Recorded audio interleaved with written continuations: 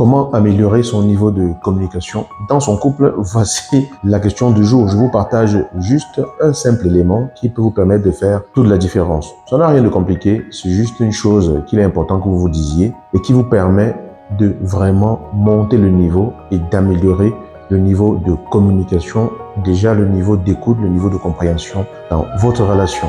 La vidéo ne va pas être longue. Prenez le temps de l'écouter jusqu'à la fin et de la partager si vous y trouvez un quelconque intérêt.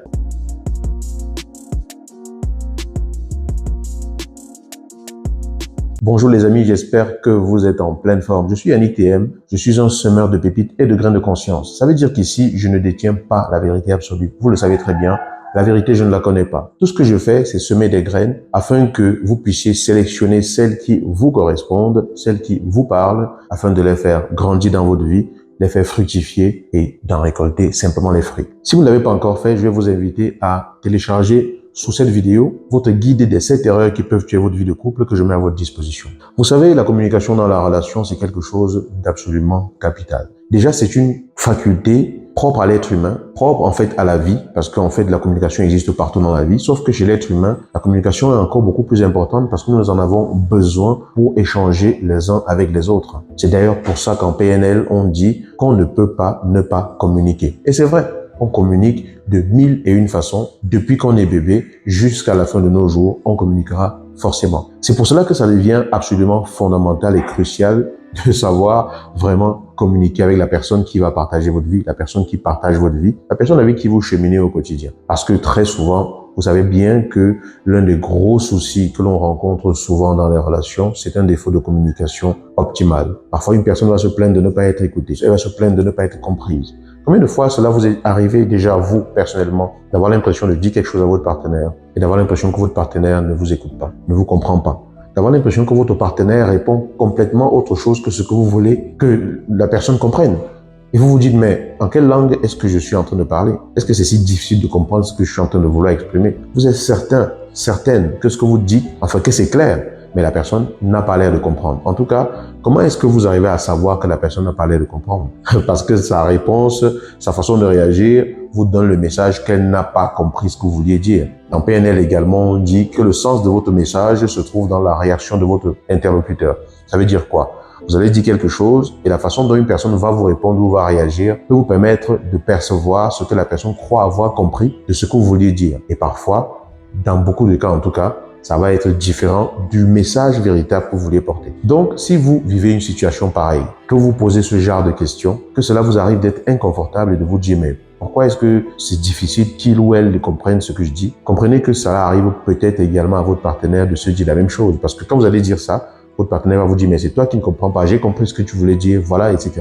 Et ça va causer des difficultés. Donc, je vais vous donner juste un petit truc qui peut vous permettre de prendre de la hauteur là-dessus et de chercher vraiment à comprendre ce qui se passe et de connecter véritablement. Ça va améliorer votre niveau de communication. Le truc, c'est simplement, lorsque votre partenaire aborde un sujet, veut vous partager quelque chose, même si vous avez envie de réagir et de dire ce que vous pensez, posez-vous d'abord une première question.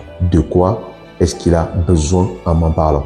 De quoi est-ce qu'elle a besoin en m'en parlant? Oui, l'autre peut vous dire directement ce dont il a besoin. On peut se mettre à faire une dissertation là-dessus. Ce n'est pas ça la question. La question, c'est si vous voulez améliorer votre niveau d'écoute, votre niveau de communication, votre niveau de connexion, il va être important que vous montriez à l'autre que vous êtes capable de l'écouter véritablement. Et quand l'autre voit que vous êtes capable de l'écouter, que vous y arrivez vraiment et que l'autre se sent compris, ça crée ce niveau de connexion-là. Mais pour être sûr d'écouter et de comprendre l'autre dans le sens de ce que l'autre veut, il va être important que vous compreniez vraiment ce que l'autre veut. Mais vous ne pouvez le faire que si vous cherchez à savoir ce que l'autre veut vraiment dire. D'où la question, de quoi a-t-il vraiment besoin? Ce dont il est en train de me parler maintenant, quel est le besoin lorsqu'il m'en parle? Est-ce qu'il m'en parle parce qu'il veut que je lui donne une solution? Est-ce qu'elle m'en parle parce qu'elle veut que je lui donne une solution? Est-ce qu'elle m'en parle parce qu'elle veut simplement partager quelque chose qui la dérange? Et à ce moment-là, elle n'a pas forcément besoin de solution. Est-ce qu'elle m'en parle parce qu'elle est hyper stressée et elle a simplement besoin d'être apaisée? Est-ce qu'il m'en parle parce que ça le préoccupe et il a besoin d'une épaule qui peut l'écouter, d'une oreille attentive et tout? Si vous vous posez cette question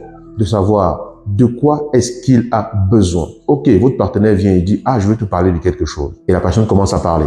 Ou alors commence simplement à parler sans même vous dire, je vais vous parler de quelque chose et tout. Et vous sentez que là, il y a quelque chose qui est en train de se passer. Votre partenaire vous exprime quelque chose, vous dit quelque chose qui l'a dérangé, vous dit peut-être quelque chose qu'il ou elle a vécu, peu importe. Et si vous avez souvent l'habitude subitement de commencer à dire aussi ce que vous pensez et tout, ce que vous pouvez faire, c'est marquer un petit temps dans votre tête et de vous dire, de quoi a-t-il besoin lorsqu'il me parle? Quel est son besoin là maintenant?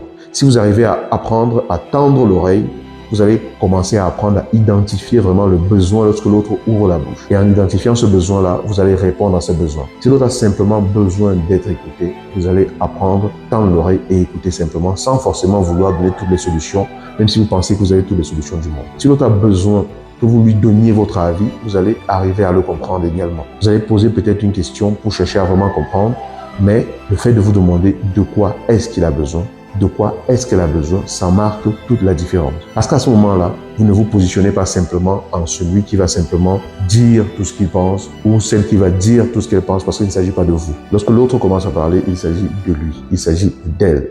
C'est elle, à ce moment-là, qui est à l'honneur, entre guillemets, on va dire. Donc, à partir du moment où vous commencez à prendre de la place et à vouloir que ce soit vous qu'on entende, à vouloir que ce soit vous que l'autre entende, alors que c'est l'autre qui a amené le sujet, vous lui volez en quelque sorte la vedette. Donc, vouloir améliorer sa communication, c'est vouloir laisser la place à l'autre pour que l'autre puisse également s'exprimer. C'est une marque d'amour, c'est une preuve d'amour, c'est de permettre à quelqu'un de pouvoir s'exprimer et de pouvoir partager ce que la personne a sur le cœur. De quoi a-t-il besoin lorsqu'il aborde ce sujet? De quoi a-t-elle besoin?